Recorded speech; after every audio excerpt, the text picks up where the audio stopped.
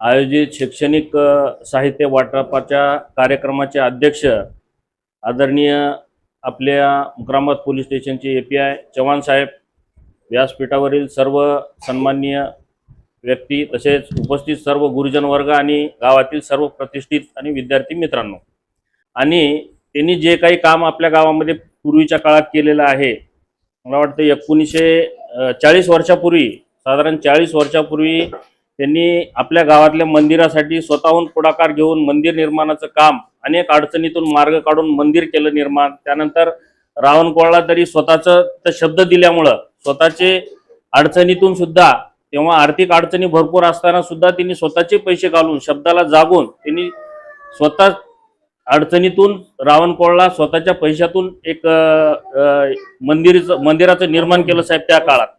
त्यानंतर शिक्षणाच्या बाबतीत त्यांनी स्वतः जरी कमी शिकलेले असले तरी त्यांच्या लेकरांना, त्यांना दोन्ही विद्यार्थ्यांना उच्च शिक्षित केलं. एक भाऊ माझा राजेश राजुळे माझा क्लासमेट आहे आणि तो सध्या अमेरिकन एका उच्च कंपनीमध्ये एका उच्च पदावर कार्यरत आहे. आणि राजेश राजुळेचं कार्य तर तुम्ही ऐकलेलंच आहे की सामाजिक कार्यामध्ये लातूर ही त्याची कर्मभूमी आहे. आपल्याकडे त्याचं तेवढं काम नाही, परंतु त्याचा प्रत्येक सामाजिक कार्यामध्ये त्याचा सहभाग आहे. आणि आजचं जर उदाहरण घेतलं तर शिक्षण हे किती महत्त्वाचं आहे. शिक्षण ही काळाची गरज आहे.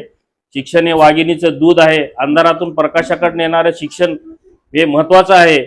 आणि ह्या शिक्षणापासून काही लोकांना काही म्हणजे साहित्य वाटप केलं तर म्हणजे विद्यार्थ्यांना प्रेरणा मिळावी म्हणून हे जे कार्य त्यांना हाती घेतले, त्यासाठी मी गावकऱ्यांच्या वतीनं, माझ्या वतीनं त्याचं एकदा अभिनंदन करतो. त्याचा म्हणजे कौतुक करावं तेवढं कमी आहे. आणि विद्यार्थ्यांना आवाहन करतो की शिक्षक आणि विद्यार्थ्यांना की बाबा शिक्षणाचं हे कार्य प्रेरणा, ह्या कामापासून प्रेरणा मिळून पुढे चालू राहावं एवढी अपेक्षा करतो. आणि त्यांना एकदा विनम्र अभिवादन करून मी माझे 2 शब्द संपवतो.